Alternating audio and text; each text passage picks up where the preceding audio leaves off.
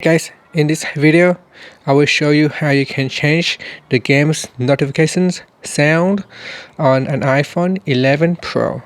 Now first, swipe up at the bottom to go back to your home screen. Then tap on the settings icon, and next tap on notifications. Then you want to go down and tap on games, and then tap on sound switch to turn it on or off. And that's how you can turn the sounds notification on or off for the games on iPhone 11 Pro. Finally, you can switch not switch but swipe up to go back to your home screen.